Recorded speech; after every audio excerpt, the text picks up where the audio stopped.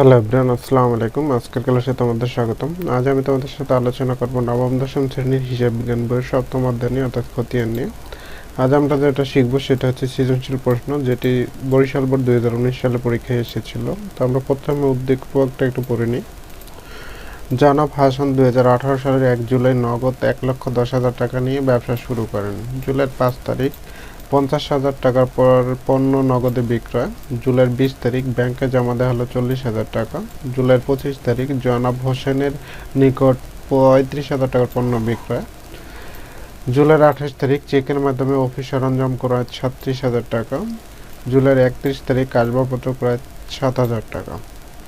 আমরা উদ্দীপকটা পড়ে নিলাম। এবার দেখি আমাদের সৃজনশীল প্রশ্নে আমাদের কি করতে বলছে। ক নম্বরে কি বলছে, জনাব হাসানের ব্যবসায় মূলধন জাতীয় ব্যয়ের পরিমাণ নির্ণয় করো। খ নম্বরে কি বলছে, জনাব হাসানের লেনদেনগুলোর জাবেদা দাখিলা দাও। গ নম্বরে কি বলছে, উপযুক্ত তথ্যের আলোকে মূলধন হিসাব ও বিক্রয় হিসাব প্রস্তুত করো।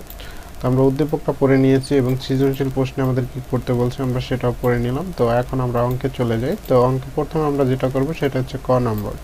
ক নম্বরে কি বলছে, জনাব হাসানের ব্যবসায় মূলধন জাতীয় ব্যয়ের পরিমাণ নির্ণয় করো।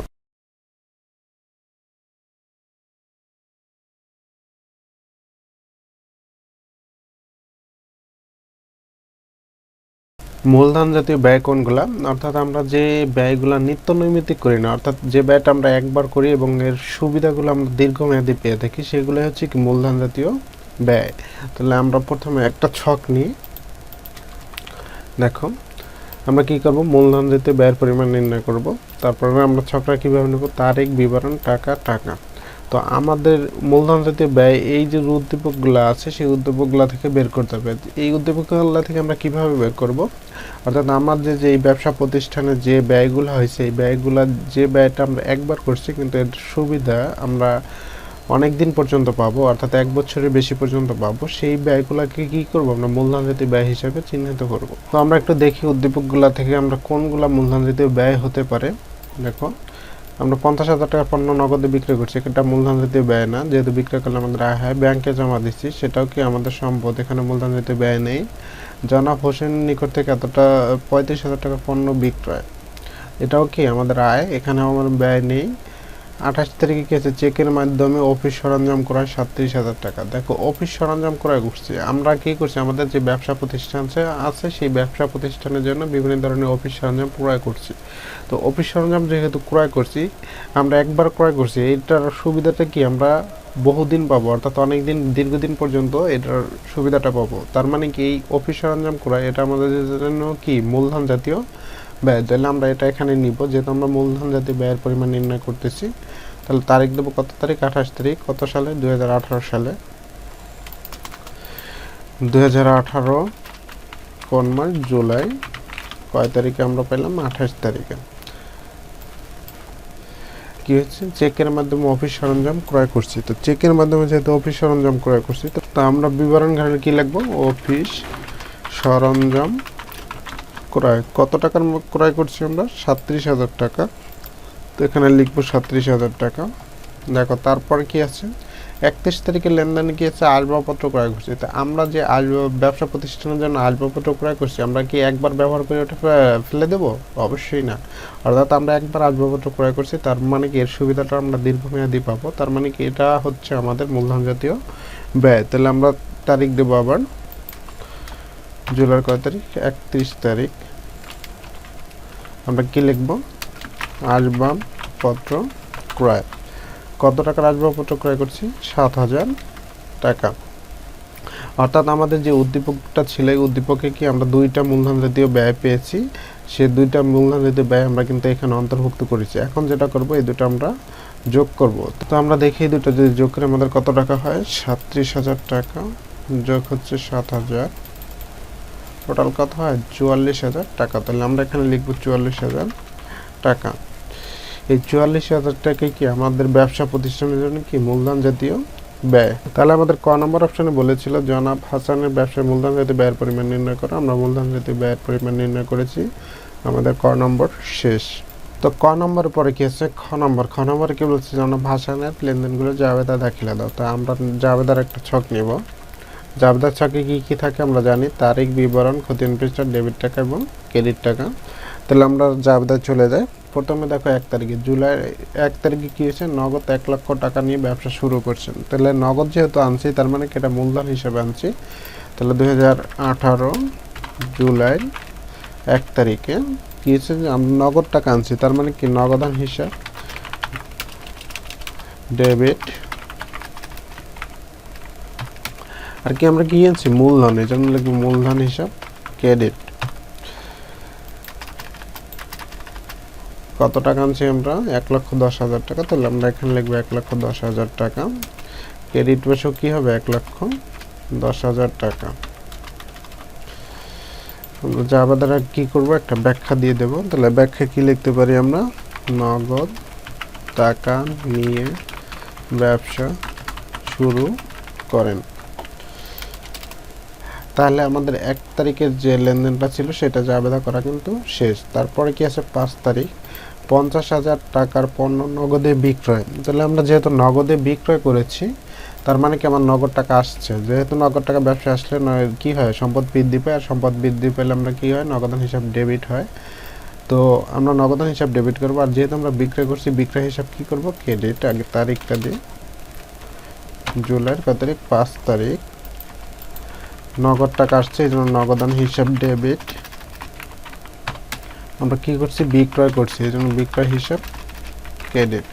আমরা ব্যাখ্যা কি লিখব, নগদে পণ্য বিক্রয় করা হলো। কত টাকার পণ্য আমরা বিক্রয় করেছি, 50,000 টাকা। তাহলে আমরা ডেবিট পাশে লিখব 50,000 টাকা।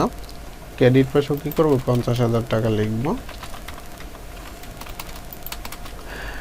5 তারিখের পরে কি আছে দেখো, 20 তারিখ কি বলছে, ব্যাংকে জমা দেওয়া হলো 40,000 টাকা। তার মানে কি ব্যাংকে জমা দিচ্ছি, ব্যাংকে আমাদের অ্যাকাউন্টে টাকা জমা হয়েছে, অর্থাৎ ব্যাংকের টাকা বৃদ্ধি পেয়েছে। কিন্তু আমার ব্যবসা প্রতিষ্ঠান থেকে কি হয়েছে, নগদ টাকা চলে গেছে।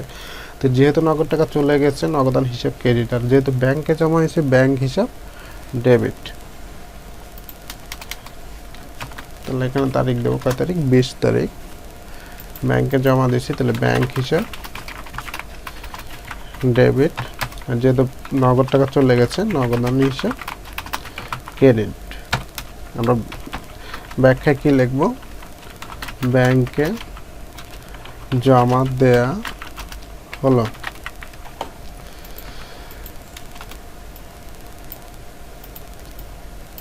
কত টাকা আমরা ব্যাংকে জমা দিয়েছি, 40,000 টাকা। তাহলে ডেবিট পাশে লিখব 40,000 টাকা। ক্রেডিট পাশেও কি লিখব, 40,000 টাকা। তাহলে 20 তারিখের লেনদেন আমাদের জাবেদা শেষ। তারপরে কি আছে, 25 তারিখে জনাব হোসেনের নিকট 35,000 টাকার পণ্য বিক্রয়। দেখো জনাব হোসেনের নিকট আমরা কি করছি, 35,000 টাকার পণ্য বিক্রয় করছি। তা বিক্রয় করার ফলে কি হয়েছে, আমাদের দেনাদার সৃষ্টি হয়েছে। জনাব হোসেন আমাদের জন্য কি একজন দেনাদার। তাহলে প্রাপ্য হিসাব বা দেনাদার হিসাব কি লিখবো, ডেবিট। তারিখ দিয়ে এটা কয় তারিখে, 25 তারিখে। আমরা প্রাপ্য হিসাব অথবা দেনাদার হিসাব লিখবো, যেটা ব্র্যাকেটে আমরা কি নাম দিয়ে দেবো, যেহেতু দেনাদারের নাম উল্লেখ আছে জনাব হোসেন, তাহলে আমরা লিখবো হোসেন কি হিসাব ডেবিট। অর্থাৎ প্রাপ্য হিসাবও লিখতে পারো অথবা দেনাদার হিসাবও লিখতে পারো, কোনো সমস্যা নেই। তারপর কি আছে, আমরা কি করছি, বিক্রয় করছি, এই জন্য বিক্রয় হিসাব কি হবে, ক্রেডিট। আমরা ব্যাখ্যা কি লিখব, ধারে পণ্য বিক্রয় করা হলো।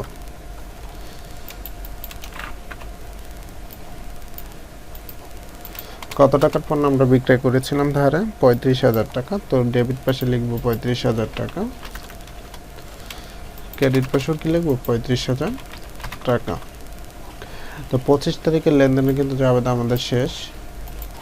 দেখো 25 তারিখের পরে কি হচ্ছে, 28 তারিখে কি বলছে, চেকের মাধ্যমে অফিস সরঞ্জাম করা যায়। যেহেতু চেকের মাধ্যমে অফিস সরঞ্জাম ক্রয় করছি, তার মানে কি অফিস সরঞ্জাম হিসাব ডেবিট। আর যেহেতু চেক দিয়েছি, ব্যাংক হিসাব কি হবে, ক্রেডিট। তাহলে আমরা তারিখ দেব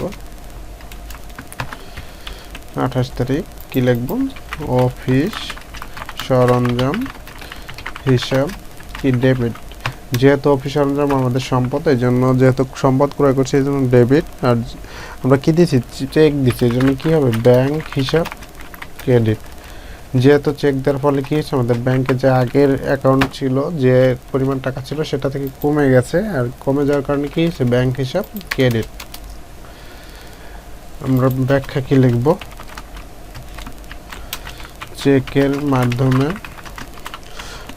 অফিস সরঞ্জাম ক্রয় করা হলো।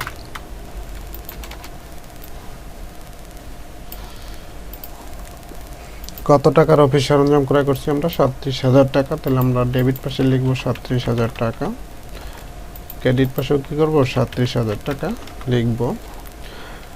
28 তারিখের পরে কি হচ্ছে, 31 তারিখে আসবাবপত্র ক্রয় করা হলো। দেখো আসবাবপত্র ক্রয় করছি, তার মানে কি আসবাবপত্র হিসাব ডেবিট, এবং যেহেতু ক্রয় করার ফলে কি হচ্ছে, নগদ টাকা চলে গেছে, নগদান হিসাব ক্রেডিট। আমরা তারিখ দেবো এখানে 31 তারিখ। কী করছে, আসবাবপত্র ক্রয় করছি, এই জন্য আসবাবপত্র হিসাব কি লিখব, ডেবিট।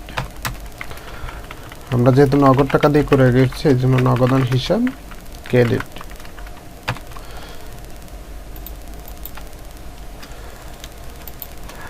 আমরা ব্যাখ্যা কি লিখব, নগদে আসবাবপত্র ক্রয় করা হলো। কত টাকার আসবাবপত্র আমরা ক্রয় করছি, 7,000 টাকা। তাহলে ডেবিট দিকে লিখব 7,000 টাকা, ক্রেডিট পাশে লিখব 7,000 টাকা।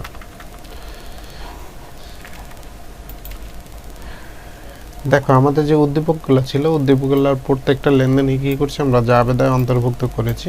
এখন যেহেতু আমরা যে জানি জাবেদার কি করতে হয়, যোগফল নির্ণয় করতে হয়, তো আমরা জাবেদার যোগফলটা এখন নির্ণয় করব। তাহলে আমরা যে কোনো একটা সাইড আমরা যোগ করি।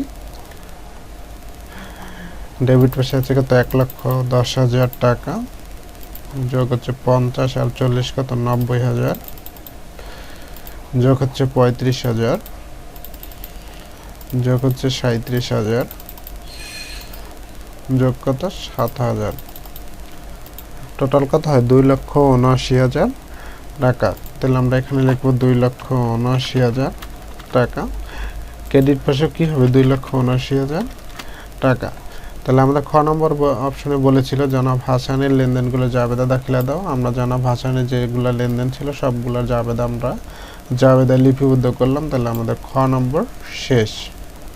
খ নম্বরের পরে কি আছে, গ নম্বর। গ নম্বর কি বলছে, উপযুক্ত তথ্যের আলোকে মূলধন হিসাব ও বিক্রয় হিসাব প্রস্তুত করো। তাহলে আমরা চাইলে এটা টি ছকে করতে পারি, আমরা চাইলে চলমান জেড ছকেও করতে পারি। তো আমরা চলমান জেড ছকে করব।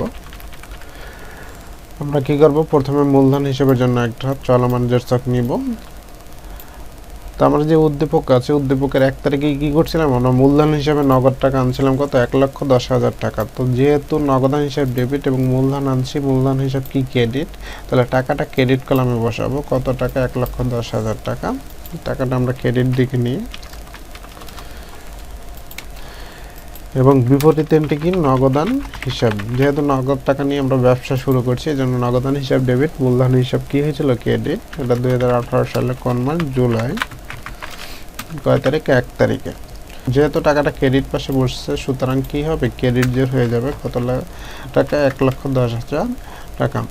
আমাদের উদ্দীপকে আর যেহেতু কোনো মূলধনের পরিমাণ নেই, সুতরাং আমাদের কি মূলধনের যে চলমান জেড ছক ছিল সেটা কিন্তু প্রস্তুত করা শেষ। তারপর আমাদের কি বলছে, বিক্রয় হিসাবের খতিয়ান করতে হবে বলতে। তাও বিক্রয় হিসাবের জন্য আমরা একটা চলমান জেড ছক নিব। তো এই যে উদ্দীপকগুলো আছে, উদ্দীপকগুলো থেকে যেখানে বিক্রয় আছে, সেই বিক্রয়ের লেনদেনগুলো আমরা কি করব, বিক্রয়ের খতিয়ানে অন্তর্ভুক্ত করব। দেখুন জুলাইয়ের 5 তারিখে 50,000 টাকা পণ্য নগদে বিক্রয় করছি। তাই নগদে বিক্রয় করার ফলে কি হচ্ছে, নগদান হিসাব ডেবিট আর বিক্রয় হিসাব ক্রেডিট। যেহেতু বিক্রয় হিসাব ক্রেডিট, টাকাটা বিক্রয়ের খতিয়ানে ক্রেডিট পাশে নিব। কত টাকা, 50,000 টাকা। বিপরীত এন্ট্রি কি আছে, নগদান হিসাব। কত সালের অঙ্ক, 2018 জুলাই কয় তারিখে, 5 তারিখে। তো যেহেতু বিক্রয় ক্রেডিট, আমরা টাকাটা ক্রেডিট কলামে নিয়েছি। তারপর জেডটাও কি হয়ে যাবে, ক্রেডিট জেড। কত টাকা, 50,000 টাকা। তারপর 20 তারিখে ব্যাংকে জমা হলো, এখানে বিক্রয় নাই। 25 তারিখে জনাব হোসেনের নিকট 35,000 টাকার পণ্য বিক্রয়। তো জনাব হোসেনের নিকট যেহেতু 35,000 টাকার পণ্য বিক্রয় করছি, তাহলে জনাব হোসেন আমাদের জন্য একজন দেনাদার। দেনাদার হিসাব ডেবিট, অর্থাৎ প্রাপ্য হিসাব ডেবিট। আর হচ্ছে যেহেতু বিক্রয় করছি, বিক্রয় হিসাব ক্রেডিট। তো আমরা এখন বিক্রয় হিসাবের খতিয়ান করতেছি। বিক্রয় হিসাব যেহেতু ক্রেডিট, টাকাটা ক্রেডিট পাশে নিব। কত? 35,000 টাকা। বিপরীতেরটি কি? প্রাপ্য হিসাব বাদ দেন আদার হিসাব। প্রাপকের যেহেতু নাম দেওয়া আছে তাহলে হোসেন, তো আমরা ব্র্যাকেট লিখে দেব হোসেন হিসাব। 35,000 টাকা। দেখো ক্রেডিট যে আমাদের আগেও কিন্তু ক্রেডিট ছিল কত? 50,000 টাকা। যেহেতু ক্রেডিট এখনো ক্রেডিট দিকে টাকাটা বসছে, তাহলে 50,000 সাথে কি হবে? 35,000 টাকা যোগ হয়ে যাবে। কত হবে? 85,000 টাকা। আমরা দেখবো আমাদের উদ্দীপকে আর কোনো বিক্রয় আছে কিনা। 28 তারিখে চেকের মধ্যে অফিস সরঞ্জাম ক্রয়, এখানে বিক্রয় নেই। 31 তারিখে আসবাবপত্র ক্রয়, এখানেও কি আমাদের বিক্রয় নেই। তাহলে বিক্রয় হিসাবের খতিয়ান কিন্তু প্রস্তুত করা শেষ। তো আমাদের গ নম্বর অপশনে বলেছিল উপযুক্ত তথ্যের আলোকে মূলধন হিসাব ও বিক্রয় হিসাব প্রস্তুত করো। আমরা মূলধন হিসাব এবং বিক্রয় হিসাব প্রস্তুত করেছি, তাহলে আমাদের গ নম্বর শেষ। তোমরা যেটা করবে অবশ্যই অঙ্কটি বাসায় বসে প্র্যাকটিস করবে। আর হ্যাঁ, যদি আমার ভিডিওটি তোমাদের নিকট ভালো লেগে থাকে বা তোমরা এই ভিডিও দ্বারা কোনো উপকৃত হয়ে থাকো, তাহলে অবশ্যই লাইক কমেন্ট করো এবং বন্ধুদের সাথে শেয়ার করো। সবাই ভালো থাকো। আজকের ক্লাসে এই পর্যন্ত। আল্লাহ হাফেজ।